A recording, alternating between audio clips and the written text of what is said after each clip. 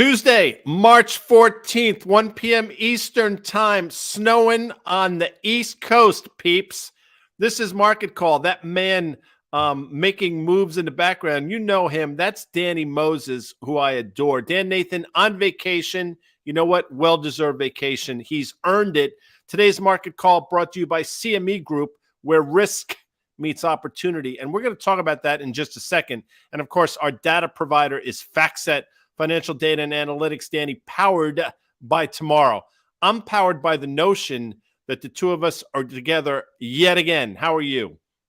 I'm good, buddy. Not snowing on this part of the East Coast. Let me just be very clear. So, what part of the East Coast do you currently find yourself? The southern part of the East Coast. The southern part of the East Coast. So. Yeah, well, typically doesn't snow there. March happens to be one of those snowy months. I remember, not that anybody particularly cares, but I was a young man. We got about 2 feet of snow the Saturday before Easter. That was like 1972. That's neither here nor there. I'm going to make reference to CME Group and why, if some of these gentlemen and gentle ladies had used futures to hedge their risk, they wouldn't have gotten themselves into this predicament. But obviously, we had some inflation data. Let's roll the deco, as they say. I thought this was pretty hot, to be honest with you. I mean, it didn't ease any of my inflation fears, but for whatever reason, the market seems to be enjoying this. Thoughts on the CPI today, Danny?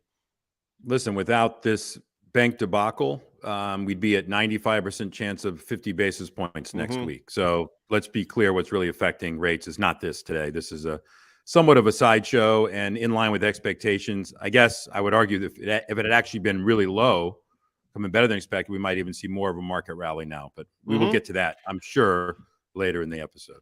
I'd agree with that. Do you remember 1990? Now, I will tell you, folks, I could watch Tom Cruise read the phone book. There are maybe 2 or 3 of his movies that, I won't watch because they suck. But I'll tell you, Days of Thunder in 1990 with one Michael Rooker was a tremendous movie. So indulge me for a second, Danny. I think you'll understand what I'm saying. You recall there was a race scene where Rowdy Burns talked to his pit crew and said, "The boy don't have the balls to pass me on the outside." Of course, the boy being Tom Cruise. And what does Tom Cruise do? He passes him on the outside. He goes on to win the race. And I think right now the market is saying the Fed don't have the balls to hike rates here. And we'll see if they're going to pass the market on the outside. Just thoughts on that analogy, if you have any. Cold trickle, I guess, is who we're talking about. That's but correct. Yes, I'm looking now. Fed fund futures next week are 25 basis points kind of locked in. But beyond that, it's just another 25. And there's now rate cuts being priced in. And we always said what would cause the Fed to pause and what would cause the Fed to cut may not be what you want. And so that's where I think that we are. I think we accelerated the kind of relief rally of bullishness of, oh, the Fed's done good. But we'll talk about what that really means in the aftermath of this and the financial conditions, et cetera. I'm sure we're going to get to that. So, yeah, we will get to that. And, I would submit, first of all, and I don't know if you agree with me on this or not. I've said it a couple times, in terms of rate hikes, I think we had been in the 8th inning or so for quite some time. With that said, and I'm curious as to your thoughts on this, I think in terms of market reaction or impact on the economy or lag effect, whatever you want to say, we're in the early innings. We're probably bottom of the second, top of the third. What are your thoughts on that? Because my point in making that is I think the market is underestimating the lag effect of all this stuff on not only the economy, but the market. Yeah, we were already things were starting to set in motion. You had a nice rally to start the year. The layoffs are still kind of coming. And one other point, Guy, quantitative tightening, which I'm going to say in past tense had been going on, and it really hasn't been going on. If you look at the Fed balance sheet, I think we peaked near $9 trillion and we got as low, congratulations, Fed, to $8.4 trillion or just under. So that's the other reason here, I think, for, if you want to call it a reason to rally the market. But we haven't really dealt with, yes, we insured some deposits and that's great. But the fact that 96 hours ago, this to 99% of people, this crisis didn't exist. Now we got to deal with the aftermath. And the aftermath, Guy, is that if things were set in motion for even the thought of a soft landing, that soft landing is no longer as soft. And that's because the banks now are going to tighten lending standards even more. You're going to be under the microscope even more. And I think cost of capital throughout the system is going to move higher. Does it matter for today? No. Could it matter tomorrow? Sure. And I think as we get into kind of this last Fed meeting or this upcoming Fed meeting, we're going to roll into earnings again for Q1. And who leads off earnings? The banks. And so I think there'll be a lot of nervousness around that. And back to your original point here, Guy, is that I think earnings degradation was already set in motion. It's hard to see banks not suffering from an earnings perspective on the margin from what just occurred. So in an economy that's driven by credit, and in an economy that was fueled by easy credit, zero interest rates for so long, I think your point is spot on. I don't think people are fully taking into consideration what these banks are now going to be forced to do. And maybe, listen, maybe they should be forced to do. I'm not commenting whether or not they should or they shouldn't be, but they will. And if credit conditions tighten, which almost by definition they will do, I mean, that's just going to add to that earnings degradation that we talk about. And again, when the consumer is 73% or so of the economy, if they have more difficulties borrowing, whatever it is, using credit, or if rates go higher, I mean, that's just going to be a continued headwind for what I would submit as an already strapped consumer. Let's take a look at the E-mini S&Ps, and we look at things through the lens of futures here on CME Day. And what I'll tell you is today's rally, and again, there's a lot of day left, so I want to be careful here, but I think we got up to about 39.37 or thereabouts in the S&P today, which took us right back effectively to the 200-day moving average. I'm not submitting we failed there, but we stopped there for now. Is that, I know, Danny, listen, I look at this far more granularly than you do, but just wear my hat for a minute. Does that sort of make sense where we traded up to and where we seemingly stopped? Sure. And before I get to that, I want to make one other comment just to close the loop on the banks. Danny, this is your rodeo, man. You're on the bull. Ride that bitch for 8 seconds. We just saw a blow up in what are the safest bank assets: treasuries and mortgage-backed securities, agency mortgage-backed securities, right? Fannie, Freddies, et cetera. We still have commercial real estate, C&I loans on these banks' portfolios. And remember, commercial real estate has been defaulting now for 5 to 6 months. You have two very large funds out there, Blackstone REIT, Starwood REIT, which have halted redemptions. The only difference is you can't run on that bank because they've limited withdrawals to 5% a quarter. So I wanted to get that out of the way. Last week, we were on Tuesday edition, I believe. The chart was above the 200. And I made a comment, that chart's great until it drops below and you start to wonder, can it get back above it again? Mm-hmm. So this is just kind of noise around the 200-day. It becomes self-fulfilling because people use it. So therefore, you have to pay attention to it. I don't expect, Guy, much more of a rally here. All things being equal from where we were a week ago, which Silicon Valley wasn't in the purview of a lot of people, and where we are now, to me, it brings forward the economic slowdown. Maybe with a deep breath of, okay, deposits are guaranteed, but no one was even thinking about that a week ago. So however you want to extrapolate that or interpret that into this chart, those are my thoughts on it. So I would say if I was a technician and then added some fundamental element to it, I would say it's going to have a hard time getting much higher than that. I agree with you, by the way, but I'll play devil's advocate for a second in the NASDAQ futures, if you want to take a look at those, because again, traded on the CME. Here we are. In this case, it's a little different. Here's where we traded down to the 200-day moving average and held. Now, there's a school of thought out there that lower rates help these high multiple, high growth NASDAQ names. And with rates, I mean, again, we talked about the move in the bond market. It's ridiculous. And I'm choosing that word, by the way. But rates are lower. Is my argument flawed, thinking that the market's just going to buy first, ask questions later here with rates going as low as they've gone over the last couple sessions, and they're just going to continue to take these high valuation, high growth names higher, which is effectively going to continue to lead the NASDAQ higher? Sure. For many people, it's an input into an algorithm, and it says buy. Again, I don't know how you model a company or a portfolio on what is supposed to be a very stable pricing mechanism, U.S. Treasuries, and impute that, because we're talking 90 basis points between the up and down gyrations on the 10-year loan, if not more, down 60, up 30, whatever it might be in the 2 years. So again, to me, we're kind of bobble here, obviously, on that line, but that certainly looks better than the S&P Mm-hmm. that you just showed. But again, come back in a week. If it's below it, it's not going to look pretty because I can't see what that level is down there on that triple bottom. But I would imagine that's several percentage points below where we are now. Yeah, I've thought 9,800 here. I mean, that level is probably about 10,400 or thereabouts. So, I'm with you, by the way. And Liz Young has talked about that. That, of course, EY from SoFi, and you've brought this up as well. I mean, think about how quickly we went to a 1% inversion in the yield curve. I think we got out to 110 basis points. But as dramatic as that was, and as potentially damaging as that was, I would submit, and I'm not an economist, I say it all the time, but this move back to what? Where are we now in 2 cents? 50 or so basis points is equally alarming and potentially more disturbing. What are your thoughts on that? Yeah, I think I'd actually said, I think you guys had asked me this a couple of weeks ago. I said, I think the flattening, if it were to go back to zero, would be around the 350 level or so. And that wouldn't be a good thing, obviously, because what would cause us to get to that level? Here's a banking crisis. If you want to call it contained, fine. But what it really did, I believe, Guy, was expose the lack of fundamental research. I mean, the people that were buying, I'm not going to name funds. I'm not talking about the passive index funds. I'm talking about active money managers that were buying Silicon Valley and Signature literally up until the moment that they both imploded.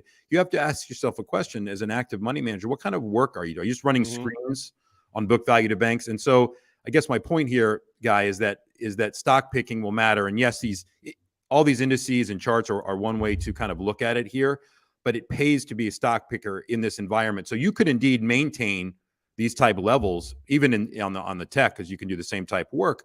But I think within that, I think there's massive alpha opportunities. And so whatever signal you want to draw from, but I just think it's really time to people to read your Qs and Ks. And this stuff in these banks were right out in front of everybody. There was no one hiding this. This wasn't accounting fraud. There was nothing like that was nefarious. So I definitely didn't answer the question that you just asked because I keep harping on the thought process of what makes the market here. Give me a second here. Let me just amplify that. You said nobody does the work. First of all, that's wrong because you do the work, number one. You know who else does the work? Jim Chanos does the work. You know who else does the work? Vinny Daniel does the work. And you know who else does the work? Porter Collins. I mention them because, and I'm not speaking out of turn here, they had a short position on in Silicon Valley Bank, one that they took off, I believe, on the Friday, but doesn't matter because they spot on. My point in bringing it up is there are actually people that do the work. There are actually people that understand what the F is going on, and there are actually people that are profiting from it. So, my pushback to you is, and this, I know what the answer is, a bit of a rhetorical question, but in zero interest rates, high liquidity environment, nobody needs to do the effing work because everything goes higher and everybody's a genius. We're in an environment now where I think you're going to be rewarded. People are going to be rewarded for doing the work that's required to unearth some of these things. What are your thoughts on, I know what they're going to be, but sort of amplify that for me. I totally agree. I think we felt that way most of last year. We entered the year thinking that's how it was going to be. It kind of wasn't the case, and certainly in the first month of the year, it became the case, later in February, and certainly up until this moment. And again, I think we're on borrowed time here with this rally. And this is not about being bearish or bullish. This is about understanding the ramifications for what just occurred. So you have a group of investors, again, not naming names, that never knew that this existed. And now it's been, quote, solved. Therefore, let's move on. Oh, and in the meantime, we got the Fed to wake up and realize that they're breaking the system. You can't give people credit for that are buying the market here based upon that, because they had no idea what was happening before. And this goes back to the lag impact of the Fed raising rates with what will be 4.75% in the past year, and the implications and the lag effect that it's going to have. And I think that when we do start to see earnings start to come out for Q1, I do think we're going to get a downward revision in S&P earnings for 2023. And if I were to point to one thing that should lead the charts, it would be, what do earnings look like? And the second question to that, Guy, is what does the multiple on those earnings look like? And we won't know, because I think we are dealing with a knockdown, drag out, longer type of malaise that could go on for a few years, actually. And that's separating the economy from the stock market. And I think that the understanding of kind of where we are, I think there's $100 billion of commercial real estate loans that need to be refinanced this year. A bank a week ago might have been willing to look at it, certainly would underwrite it, but whatever they're going to underwrite it to now, I don't care where rates are, where treasuries are, it's going to be at a higher rate. And of course it is. And I think Those are the type of things that people need to realize. What is the aftermath of something like this? And listen, the government told us that who's paying for this? It's the banks. It's Yeah, not, you know quote, what? That's taxpayers. bullshit. You know who's going to pay for it. It's going to be the consumer, because what are banks going to do, Danny? You tell me what banks are going to do in order to recoup those payments. Yeah, going to charge the consumer. That's correct, Guy. So You met this gentleman's father in Miami. So I don't know if you're familiar with Lance Allworth. He of was course, nicknamed receiver. Bambi. Great Yep. receiver. Yep. But Eric Lancelotti says, and Jacob, if you can pull this up, I forget who it was, but one of the big banks reiterated a buy on Silicon Valley Bank. I think it was Goldman Sachs a month or so ago. And this is not to cast aspersions, as it were, but to your earlier point, I mean, there are a lot of people out there that get paid to sort of figure this shit out, and a lot of them don't do a particularly good job. And I'm not saying I'm one of those people that does a good job by any stretch, but at least we try to call out some of the bullshit that exists out there from time to time. And, I continue to sort of harp on Jim and Vinny and Porter and you, because, you do the work and you're able to uncover and unearth these things. And I would submit again that you guys play a vital role in the market, because you can alert people to what the F is going on and what they should be concerned about. I don't need you to talk, because I know you agree with me on that. Well, Let's I have take a a look. thought right now as it relates to. So there was a lot of buy ratings. Obviously, we've talked about don't rely on ratings, and I think most fundamental investors don't do that. But let's talk about Goldman Sachs for a minute. And I'm not accusing them of anything. They didn't do anything that was illegal, but they were the group that actually bought this portfolio, this $20 billion of of mortgage-backed securities treasuries from Silicon Valley, and then announced the capital raise. What in Capital Markets 101, if you ever take that class, if that's an actual thing that's Does it offered, even maybe exist? I'll go teach that. You would never announce a loss like that without actually, you have already raised the capital, and you were just announcing that you raised the capital. That self-fulfilled, a run on the bank, and that woke people up to kind of look. And when they realized that the rest of the portfolio would take the same kind of percentage hit, which would be, north of $15 billion when the bank itself had 12 billion, that's pretty easy math to figure out. So to think that that could all transpire without there being any type of hiccup was crazy to me. But yes, listen, Wall Street is set up to make money in any way that they can. They have research, they have banking, and all kind of works together. Yes, it's separate units. They don't talk to each other. But you and I have been around the block enough, Guy, to know how that really works. So I agree. Matrix of Compassion, who's here every day. Some investors dived into the deep end of the pool and bought regional banks yesterday for a good profit today. Absolutely 100% true. And that might last for a bit longer. As a matter of fact, Matrix of Compassion, or MOC, if you recall yesterday, I was on with Carter Braxton Worth, and we talked about exactly this. And Doug Cass was talking about this as well. We said that, hey, wait a second, regional banks, which have underperformed in a significant way, they may play catch up. And one of the conversations we had, Danny, was that regional banks could bounce here and the broader market could still do poorly. And I get the feeling that's what we're going to see. By the way, I don't think it's necessarily over, to your earlier point, but these are going to be great trading vehicles, I would imagine.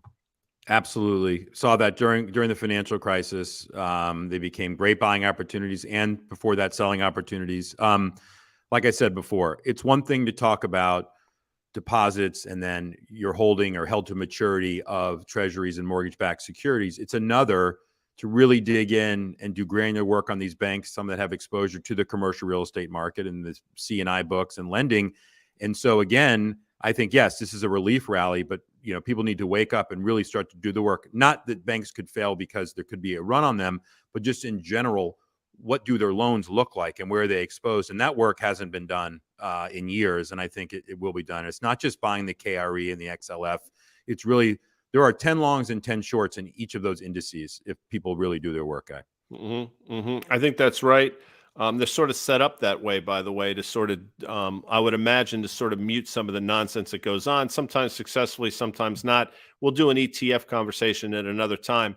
Let's take a look at the VIX again. Not that we're trading the VIX. I personally am surprised by how quickly we traded up north of 30 and then how quickly we came right back. I think we traded like 21.5, 22 today, because what I said yesterday and what I would have said last week if we did it on Friday is what we've seen over the last year or so is these spikes tend to last longer than one day. Well, in this case, it didn't. But what are your thoughts on vol here? Are people just being too glib? Is it that whole whistling past the graveyard? Because as I stated earlier, I don't think it's necessarily over. Did the VIX get too expensive in one day and too cheap the next? Again, last week, this time you brought up this exact chart. It was at the bottom. And I said it's hard to tell what leads it, the horse or the cart. Mm-hmm. And I would imagine that on the middle of last week, the Silicon Valley stock was reacting prior to the VIX. I could be wrong. I don't have the date and time of that. So this is just a thermometer to me and a scorecard. And that right there is kind of in the middle of no man's land or no woman's land, wherever. And so that is, to me, again, fundamentals will lead that. And it's just an inversion, in my opinion, of the S&P, but particularly probably the bank index of kind of what we're looking at here. So that is the vol of the day or vol of the week has been the banks. So again, I'm not going to try to gauge on that. I think more often than not, it's a lagging indicator of fundamental news that's already out there that is then being interpreted, whether it should be important or not. In this case, it was deemed to be important, and that's why the VIX moved like it did. Before we take a look at yields, not that anybody particularly cares, but I'll share it with you since you brought up woman or man. My junior year, one of the senior quotes from one of my friends was the great lyric, "No woman, no cry," which I believe is a Peter Tosh song, but I think Bob Marley sang that. And folks, if you don't know, Danny Moses has one of the great singing voices of all time. Let's take a look at treasuries in the form of no tear. Go ahead. Yeah, shedding tears. Go ahead, yeah. TPI. Yeah. So again, this move is, I said it and I'll say it to you. This is, again, I'm teeing you up with this, but the U.S. bond market, the United States, last I look, is still the largest economy in the history of mankind, which should mean that the U.S. bond market, by definition, should be one of the most liquid assets and least volatile assets on the planet. And it's anything but. I mean, I said it, I'll say it again. It's trading like it's 135 million biotech stock with one drug in the pipeline.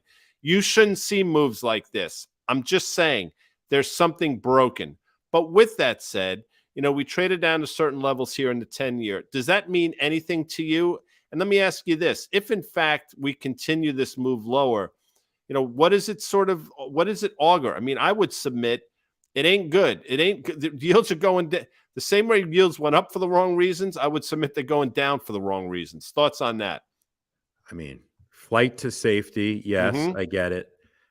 You don't want to be Japan, right? So the goal here is to avoid, that's the worst outcome that could happen, right? Is that we go into a very, very low growth environment, too much debt. We tried to print our way out of it. It didn't work. So you do not want the 10-year yields coming in a lot more, in my opinion, because the people that own stocks here want there to be growth, and it won't match up. Believe me, that won't match up. So you want a steepening yield curve.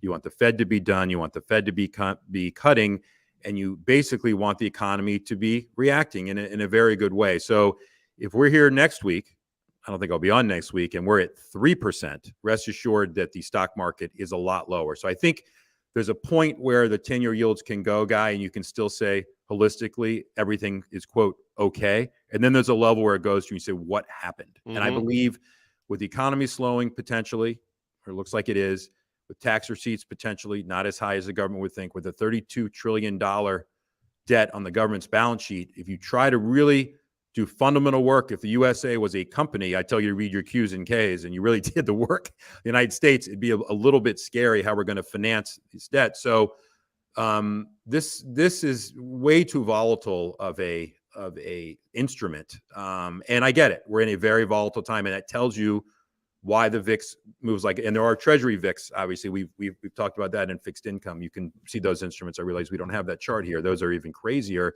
What an important metric, or what an important instrument this truly is, both from an input into how to evaluate and model a company, certainly within the financial sector, and then what it really tells you. And so we're kind of, again, we're going to have an outcome here soon on one way or another. And I fear that the 10-year yields will be dropping a lot more from here, Guy.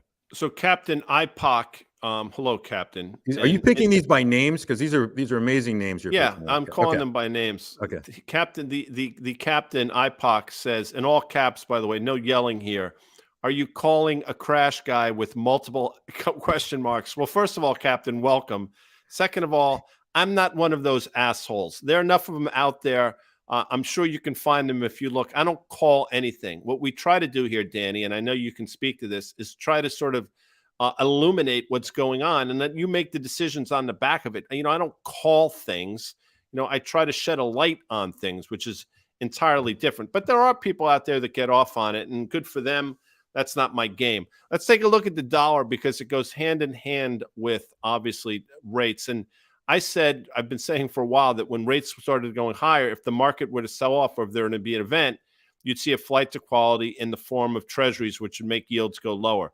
But now I'm scratching my head a little bit here because now you got the dollar going lower as well. So I thought you'd see that flight to quality in the dollar as well. I thought the dollar might decouple, but it's not happening. So now you have the dollar trending a little bit lower. You can see the moving average. We traded up to it effectively, failed at it. What are your thoughts on that? Because you know what my next question is going to be. It's going to be around a shiny yellow metal. But talk to me about the dollar real quick. Back to your days of thunder, cold trickles move to the outside. I think the ECB looks like they're still on course to raise rates, and we're not on the same course that we were. So around the track they go.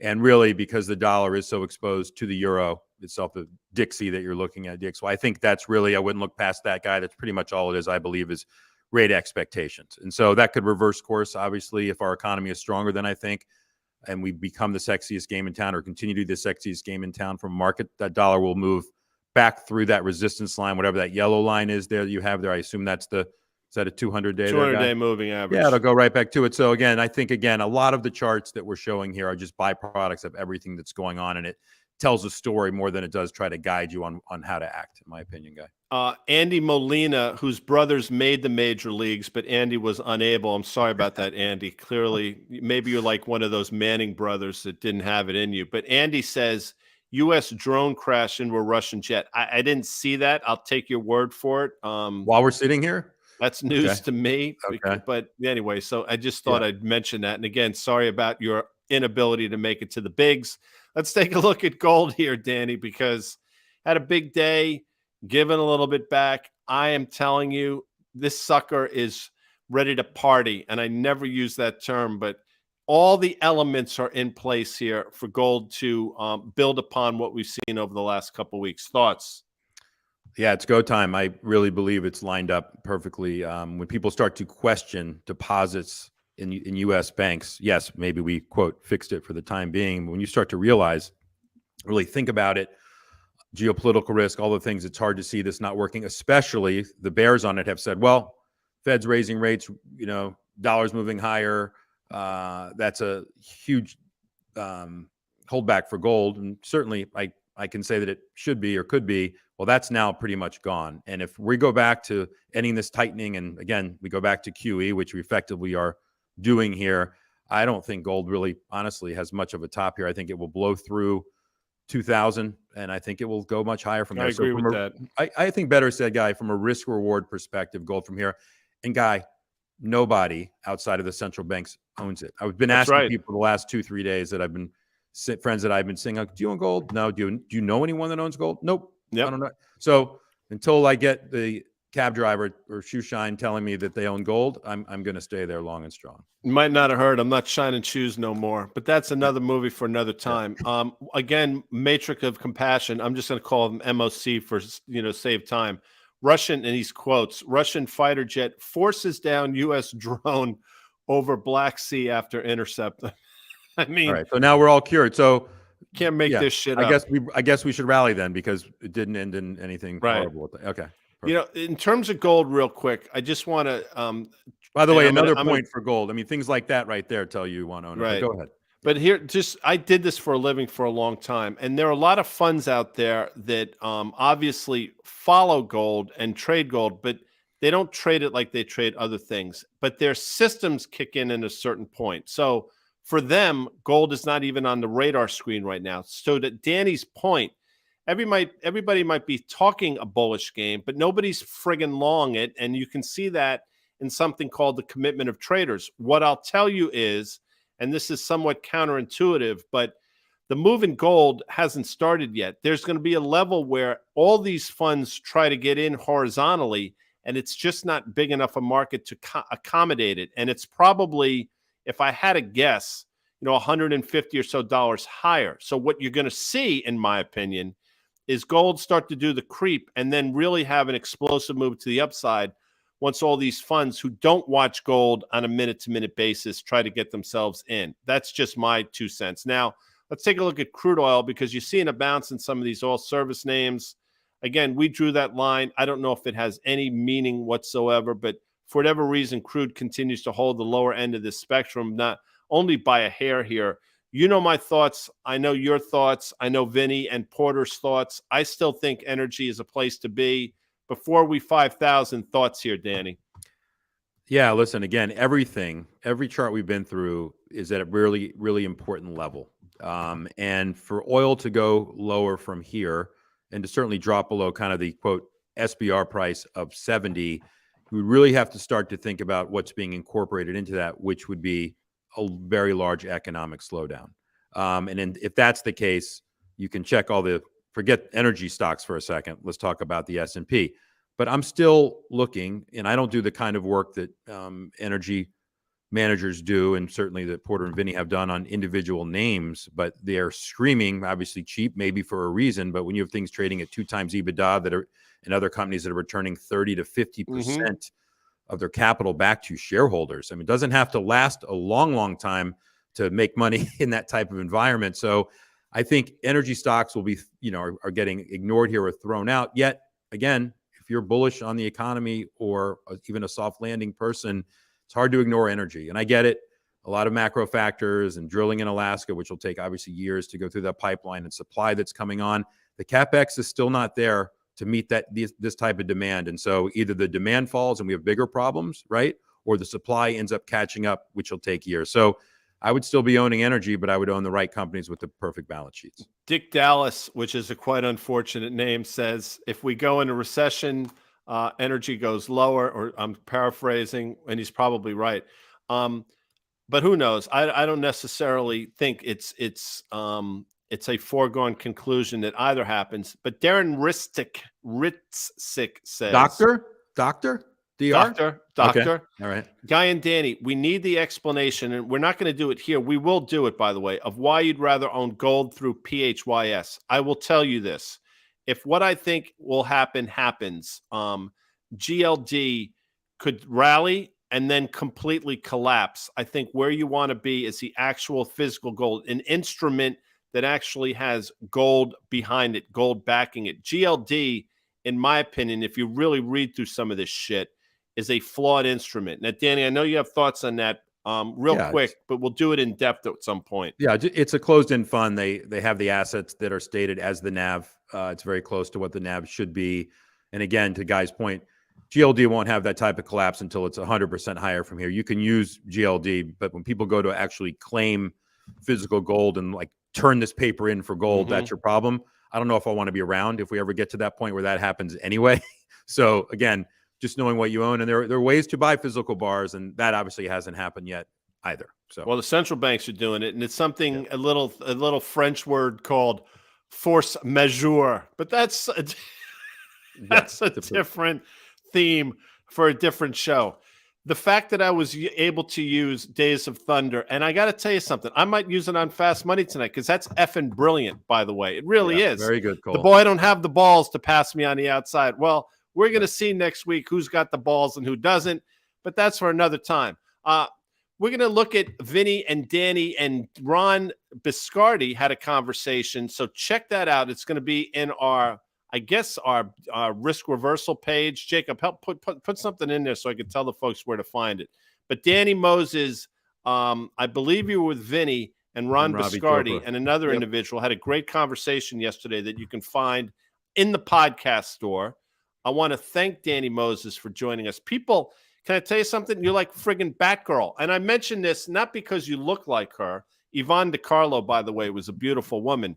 It's because, Batman would have 7 episodes, and then on the 8th episode, Batgirl would come in, and they created this scarcity factor where people were clamoring for Batgirl.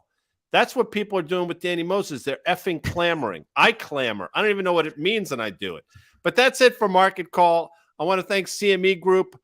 And by the way, I will emphasize, go back and listen to the conversation we had with Terry Duffy. And Terry correctly said that if a lot of these characters had used futures to hedge their books, we wouldn't be in the situation that we're in. CME Group, where risk meets opportunity. Thank you. And obviously thank FactSet, our data provider. I will be back tomorrow, which is Wednesday, the 15th, with Carter Braxton Worth. By the way, the Rangers play tonight, Capitals in Madison Square Garden. I believe they're starting to get themselves together. We'll talk about it on tomorrow's show. Thank you, Danny Moses. Thank you, Guy.